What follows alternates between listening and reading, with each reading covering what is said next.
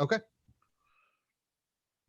Hey everybody, it's Ian Aber. We are back with another episode of Straight People, the podcast for straight people by queer people, because straight people don't have what? Enough. They don't have enough. So we got this cute little podcast that maybe you'll stop trying to take over the fucking country if you could just listen and relax. You know what I'm saying? So we are a member of the Helium Podcast Network. So make sure to check out our podcast and all the other Helium Podcast Network podcasts because they're pretty fly and whatnot. We're the only gay one, though. So just keep that in mind because we are the token. So this week, our guest is one of the funniest comedians in the Southeast, maybe the country. I don't know. I haven't done a contest for it, but hilarious. Please welcome Mr. Scott Eason. Hey, let's hear it for Hey, Scott. Ian, thank you for having me. Absolutely. I keep introducing you like there's a fucking audience or something. Every time I do it, I'm like, let's give it up for so and old, so. old habits die hard, my Yeah, friend. right. Old habits Well, die they'll be about dead if we have to spend another year in right. quarantine. That's for Yeah, tell me about sure. So it. Scott, this is a podcast called Straight People. We like Yeah, to cut straight to the matter at hand, let's so get to to it. speak. Yes. How do you identify? I identify as a heterosexual male. Yeah. Yeah, My pronouns are he, him, and I'm a cis white male. nice. Well, how's things going? You know what? Good. Yeah. Well, you're in uh, Alabama, so that's about the safest thing you could be. I would Well, assume as yeah, far as uh yeah, Alabama is Alabama. It hasn't really changed much over the years. I'm in Huntsville, which is about as progressive as it gets yeah, for absolutely. Alabama. I mean, you've been here a lot. Yep. It's a good town, but the only problem is it's a good town in Alabama. Yeah. So as many good people as we have, we still have what you would traditionally think of when it comes to Alabama. But we're growing so fast, and we're getting so many people from out of state moving here that it's definitely becoming more of a melting pot. But unfortunately, when you leave the city borders, it's Mad Max Beyond Thunderdome out there. So. Right? Yeah, Whatever the redneck version of Mad Max is, you know what I mean? it's the Way more. same, surprisingly. Well, I would think that it's way. There's more. Minus the sexy outfits. Yeah, It's there's more the same. flannel. There's more Yes, a flannel. lot more flannel. Yeah, Yeah, and like exactly. airbrush T-shirts from Panama Yes. City. Yes. Well, I Yep. mean, there's nothing wrong with those, Ian. Oh, is there's that there's accurate? Okay. there's nothing wrong with a fine airbrush. A fine. Let's Okay, fine. Like an artisan airbrush, like yes. a Yeah. small batch artisanal kind of. Precisely. Okay. Yeah. Yeah. Is that a fine arts though? Like if you went to SCAD, could you major in airbrushing? You know what? I mean, there has to be some skill to it. Like not just anybody can be out here, What medium airbrushing do you things. work in? Polycotton, actually, Exactly. polycotton blend. I'm an Um, airbrusher. so I like to ask my straight guests, you're born straight, just whole and complete and perfect, just the way God intended you. And Yes. then one day you discover that there's something other than straight. So Mm-hmm. queerness or gayness or a lesbian, or perhaps there was a bisexual that ran across the road in front of your car one day.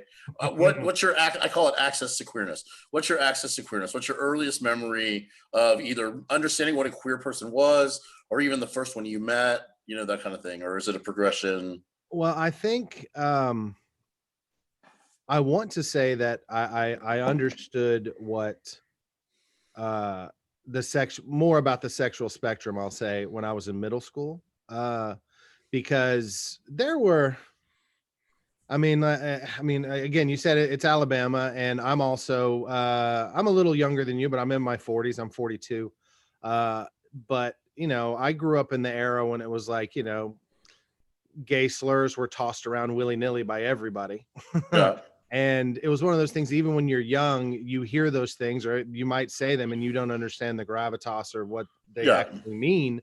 And I Yeah. think it was in middle school when a kid that I went to school with wasn't openly gay, but was definitely, it was things like that affected him differently. And it was more of a like, whoa, that's okay, this Yeah. is different. And I remember talking to my brother, who's much older than me, and he kind of filled me in a little bit more than what I already knew, which was barely anything at all.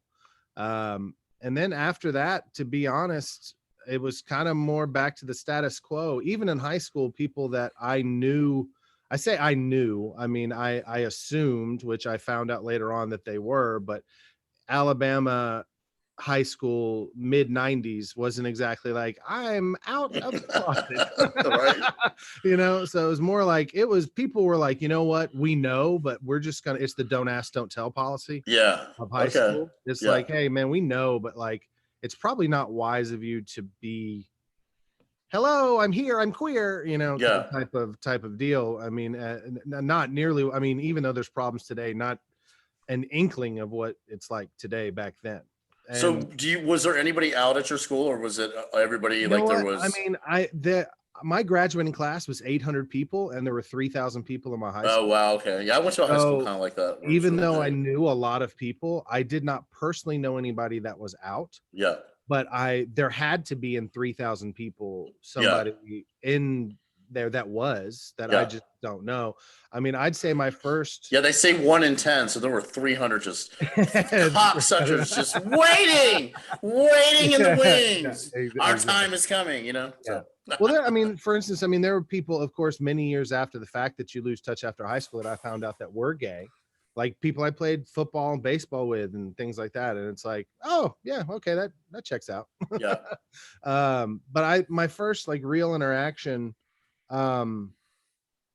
was in college. I was a freshman in college, and it was a guy, his name was Dave Lassiter, and he was in his early 30s. And we had a couple of classes together, and he had just gotten out of the military, and we started kind of studying together a little bit. And it's like the more time you spend with somebody, the more you open up. And then he was like, hey man, we should go catch some dinner sometime, you know, where we don't have to study. And I was like, cool. And he was like, yeah, I'll bring my boyfriend. And I was like, oh. And he was like, oh yeah, I didn't tell you, but yeah, like, I'm gay. And he was like, is there a problem? And I was like, well, no, I never thought about it. Like, no, I don't have a problem at all. And he Yeah. turned out to be a really good friend of mine. But that was actually like the first time I'd ever had, you know, like open conversation. And I mean, I think all of that basically is, I mean, you're a product of your upbringing and like where you're located. So, I mean, that was in 1997. Yeah. So, I mean, before then it was just, yeah, I mean, Alabama was not the place where people were just like openly, you know, All what the I gay mean? people I know from Alabama live in Atlanta. Do you know what I mean? Yeah. Well, I mean, I'm sure. I mean, it makes sense by the time you're able, you're 18, it's college time. You're like, I'm fucking bouncing. I'm Yeah. out of here. Payne has the joke about that he, in his small town, there was one town gay, and you had to wait for him to die of AIDS or get beaten to death So for the you next see one to the next come. one. You know. See the next one. Yeah. All right, maybe not funny, but And he turned out, I mean, he turned out to be a good friend of mine. I still talk to him occasionally. And then after that, it was like, once you kind of open your eyes a little bit, you see more and more. And then like when I started doing comedy, it just exploded for me. right. Because I mean, it really opened, I mean, my worldview and just like how I think of everything, because I met so many, not only gay people, I mean, across the spectrum. I Oh, mean, you absolutely. know, I mean, if you would have asked me 10 years ago, I'd be like, how many trans friends do you think you'll have when you're 42 years old? I would Right. not say like double digits. You know Yeah. what I mean? Like, it's not a thing that I ever thought would happen, but I mean, I'm actually grateful it did, because I mean, it really, uh, for lack of a better word, kind of puts you in your place. You know what I mean? Like it opens your eyes, but and kind of lets you know like your little bubble is not the only bubble. Oh, You know? absolutely. I agree with that Yeah, 100%. I yeah, feel yeah, that yeah, way about people of color. So it's like I'd yeah, grown up around people of color and black yeah, people all my life and yeah, worked with them and dated and whatever. But like until comedy, until continually hearing so many different people of color talk about their own personal experiences, yeah, I was like, oh wow, I really, you know what I mean? Like I thought yeah, I knew, but I don't know. And in a way we'll yeah. never know. We'll only Yeah, get to I get kind of I yeah. had a similar thing too in that respect. I had I mean, some of my best friends when I was a kid were black, and of course now, I mean, I mean, I don't even think about it that way, but Yeah. back then it was like we were good friends, but they weren't telling me the problems that they were having. Yeah. And anything that happened, unless it was literally blatant and right in my face, I just didn't know about it, didn't see it. Nobody was telling me about it, Yeah. so I didn't know it was happening. Yeah. So I mean, that translates not only to like people of color, but you know, people on the LGBTQ. I don't know. Is there still the IA on the end of that? Is it? I mean, who was it? Dave Chappelle called us all alphabet people, and I know he was being a dick, but I kind of like that. And I'm actually a person of letters. How dare you? You know? But do you watch Supernatural? Because that's exactly what that sounds like. Supernatural. Oh, the show. On the show Supernatural, the people who fight monsters, they're what's the word I'm looking for? Their guild or whatever. Yeah. They are the people of letters, the men of letters, women of letters. Yeah. Yeah, I always thought that show, like, it really reads like the two of them are like kind of gay lovers than brothers. Because they're so bitchy. They're very bitchy with each other. Man, I watch all 15 seasons. I was a diehard fan of that show. And while, of course, sometimes it was terrible, it was still a fun show. Yeah. But funnily, like in the penultimate episode, in the second to last episode, I mean, 15 years, you know, it was like a character basically. There was a super homoerotic moment between two characters that they just kind of. Are you talking about one of the brothers and the angel? Yes. And yeah. So I've read about that for years, and I've watched the show. Yeah. I've tried a few times to start from the beginning and watch it, and I just like about halfway through season 1, season 2. That is a very daunting task now with 15 seasons. Absolutely. Like, who the hell can do that? Well, but the pandemic. I mean, I watched all of Vampire Diaries, the originals, and 2 seasons of whatever the legacies, which is a lot. It's a lot. That's exactly what my wife did. She watched Vampire Diaries. Oh my God, I need to call her. I have no one to talk to about it. Oh she watched that. She watched the originals, legacies, the whole fucking night. Yep. She did all that. And I thought oh, well, I'll just go right to Supernatural. And the tone, it's a good show. And the tone, how did we get into Supernatural? I have no idea. But the tone, it's because they're boys. The tone is so different. Like the way vampire, like it's a very like, even though the main characters are all guys, like it's a very female centric show. Like all the shows were very much through the lens of a woman. Man, my wife binging Vampire Diaries, I would just be around while it was in the background. Yeah. And I would just be like, you know what? No other context. What's happening right now? And she would try to explain it to me, and I'd be like, stop, my fucking head hurts. Right. Because it was like, there are multiple versions of every character. I know. And it was like, she was like, Bonnie died again. I was like, what the fuck, Bonnie? Right. Stop dying. It was just. And Bonnie is the black character, and I swear, when it's time for someone to sacrifice themselves, it was Bonnie. It's her. Every time. And the whole show takes place in a town that like factors into the Civil War, and the main characters are from Civil War times, and they just never acknowledge they never go, everything was really racist, or you know what I mean? But they just never, I mean, I don't know. Do you know Amber Chandler? Huh? Do you know Amber Chandler? I do know Amber Chandler. Amber, her job is to give tours of all of the Vampire Diaries locations out in Lawrenceville. I haven't gone yet, but I swear every time every once in a while I'm like, I want to go. I don't think that I couldn't take it simply because the flip-flopping of Stefan's good, Stefan's bad, Damon's good, Damon's bad, Stefan's good, Stefan's bad. It's like I couldn't take, because it was like, it made my head swim, because it was like she's with Stefan, and then I come in and she's with Damon. I'm like, oh, what happened? And she tries to tell me, and I'm like, I don't care. Stop. Stop. And it was like, and I called it. Like, she didn't see, like, she binged it up until like she watched it to the last season. She hadn't seen it. I was like, 100% Stefan's the one that's gonna die. And she was like, no, and fuck yeah. What happened? Well, I mean, he had to die. He was he was a 34-year-old playing an 18-year-old vampire. Okay, and that was he aged. I mean, it's 8 seasons. He aged. I mean, like the other one looked pretty much similar. Damon looked Ian Somerhalder. Yeah, he looked still at least a little bit closer to the age that he was supposed to be. But that other guy, every time he smiled, it was like every wrinkle in his face. He was like looking like Luke Perry and shit, you know? It's just like, okay, well, I feel like that's you've established yourself, your heterosexual identity. So we're gonna do a little quick. Well, you better have, motherfucker. I hope so. Okay, so we're gonna do a quick shift. Actually, before we do that, tell people about your podcast that's coming out. What's it called? Where they can find it? Sure.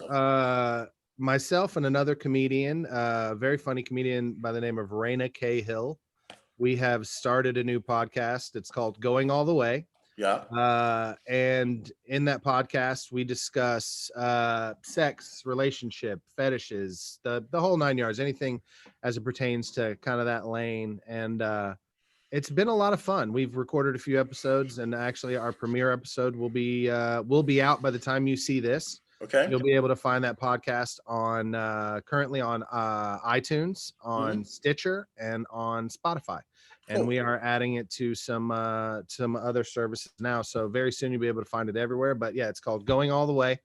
And yeah, please tune in. We'll be having Ian as a guest here sometime soon. So I'll have to check my availability on. No, you know what? We'll work with you. It sounds like you were just like, I'm busy that weekend. And I'm like, yeah, I'm just like, I didn't say what weekend, did I? Okay. Yeah, no, we did not. Okay. No. Okay. So we like most straight culture, we're going to take a hard turn. Let's go. And I'm going to ask you a series of questions, and there are no right answers. But there are funny answers. So just remember that. Okay. Got it. So under the guise of straight culture, what would you consider the straightest restaurant chain? Oh my God. Straightest restaurant chain? Oof. I'm going to have to say Applebee's. I mean, I would definitely think Applebee's. I mean, I have too much respect for myself to go in there. I can't believe a gay man or a gay woman would be like, let's go to Applebee's. I can't see it. It just doesn't seem I think anybody should be like, I'll just cook at home. Fuck yeah. It. If a gay person ends up in an Applebee's, it's at the end of a series of unfortunate events. You know, like bad choices have been made. Yes. Yeah. Though we may be working at the Applebee's because homosexuals are like just kind of dominate the service industry. You know what I'm saying? So yeah. And I mean, that makes sense. I mean, you gotta make money no matter where it comes from. I mean, I can understand that, but I cannot see it's just like, yeah, Applebee's. Okay. So what is the straightest astrological sign? Oh, fuck. You know what? I don't know a lot about astrology. You know what? I'm just gonna go out on a limb, and I'm gonna go on face value. I'm gonna say Taurus. Taurus? Yeah. Okay. And why? The bull, I guess. Yeah. I don't know shit. Like, I know I'm a Cancer. And you know what? I mean, I'm not even gonna fucking say it because I'll ruin it. I don't think I could tell you my wife's sign or my kids. When's your wife's birthday? Okay, Halloween, October 31st. I want to say she's a Scorpio. Scorpio. See what I mean? Scorpio. Yeah, look at that. And my kids, they're all the same because my daughter is December 28th and my twins are January 5th. So they're all Capricorns. Thank you. They're on the cusp. Okay, so on the cusp. Boom. See, I know a little bit. I know enough to be dangerous, but I always fuck the dates up. I'm a Cancer. Yeah. Like I said, so knowing what I'd say Taurus. And if I was gonna flip that question and say, what do I think is the gayest? Aquarius. You think so? Just the name. I don't know. The way it flows. Aquarius. I would say Gemini because there's like two dudes Gemini? Just being like, what's two that? Dudes? Well, it might be a man and a woman, but they're very like androgyny. It could be any. They're very androgyny. So, okay. Yeah. Why do straight men draw dicks on everything? Fuck.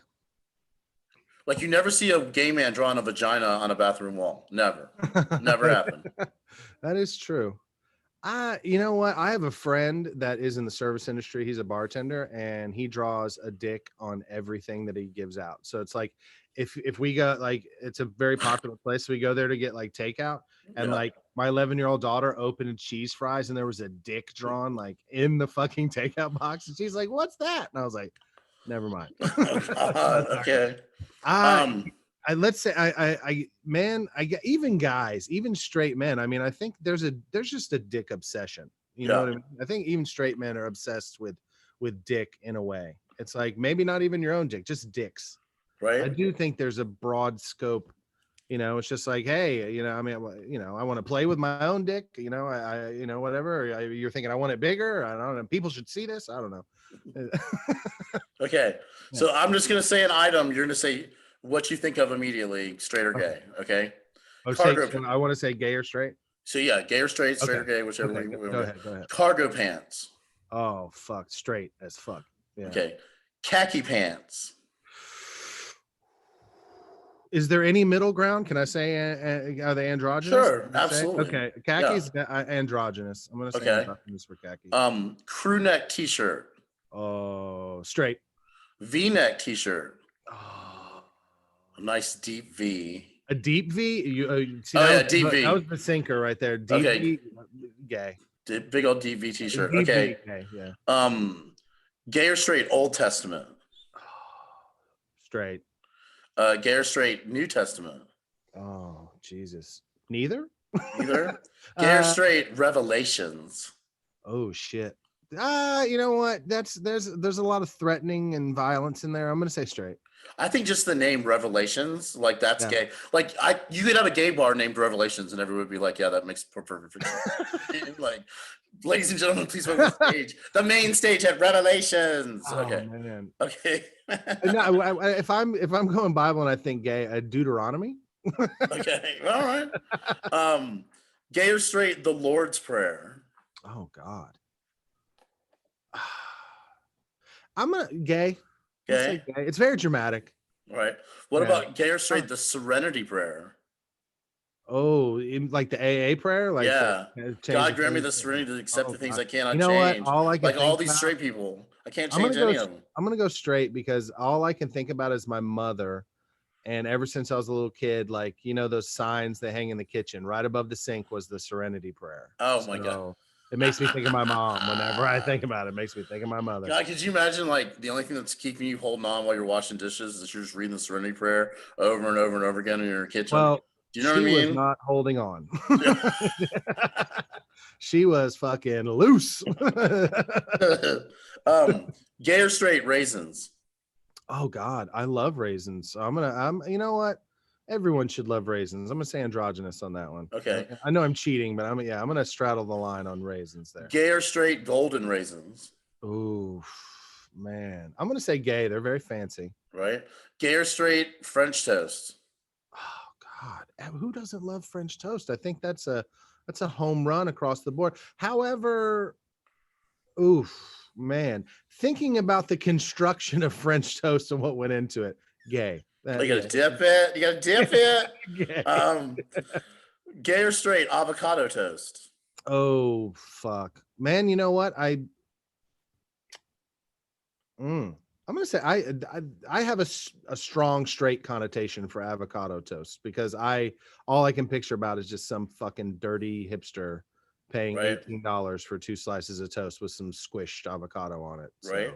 So, see, this to me also feels like that maybe a gay person invented it, but they intended it for straight people. Like, look what I'm about to sell for $15. Watch this, Crispin. You know what I mean? Like, okay, gay or straight tennis shoes? Oh fuck, man. I mean, first off, I'm a huge sneakerhead. I have 307 pairs of shoes. You're like the Imelda Marcos of Huntsville, Alabama. I know, right? I know.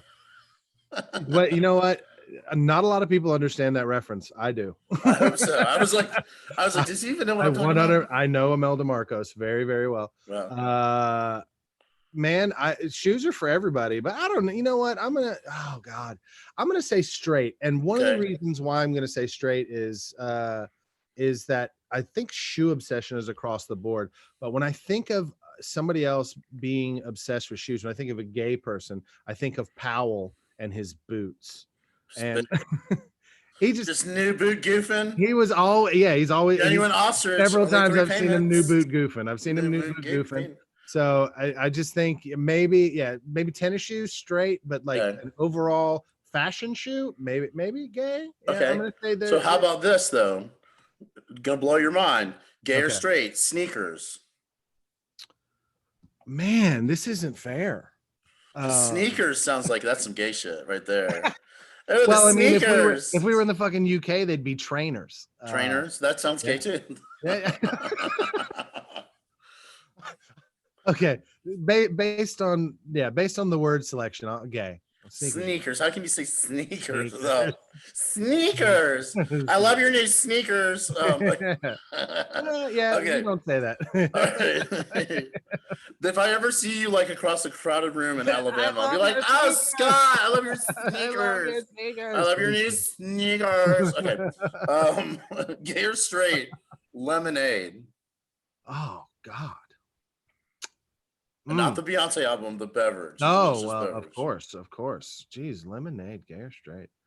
I mean, I'm gonna say gay because, you make lemon. That old saying, "Make lemonade out of lemons." And I mean, it's like, it seems like, girl, I'm gonna take these lemons and turn them into a delicious drink. I'm about to fucking crack these straight people's faces. They gave me lemons. Watch this, bitch. Pow.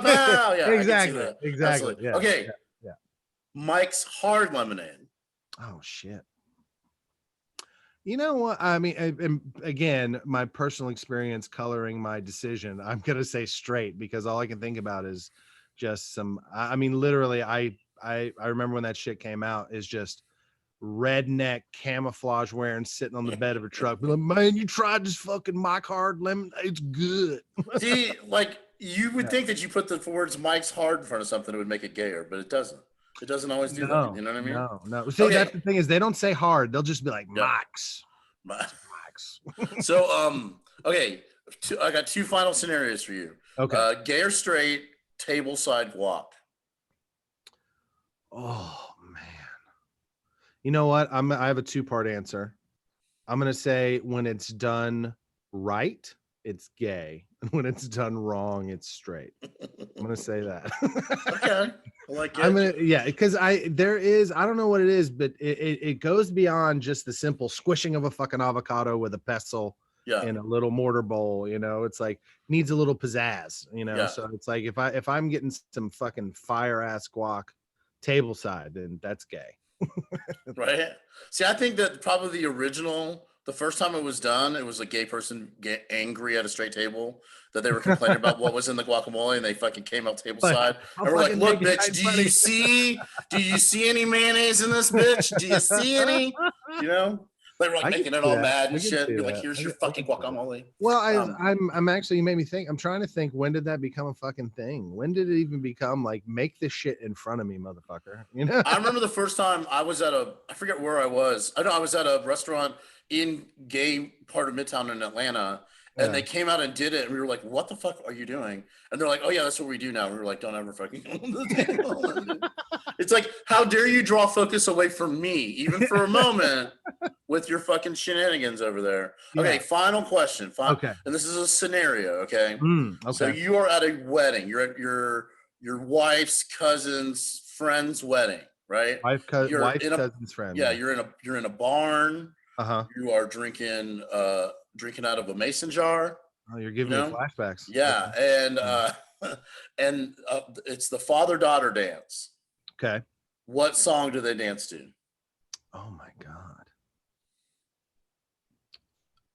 Okay, I'm gonna say the most cliched, shitty choice would be "Butterfly Kisses" by Robert Carlyle. I think it's Robert Carlyle. Is that not is that right? No, that's correct. That's what I believe the correct answer to be. Okay, yeah, Butterfly Kisses for fucking sure.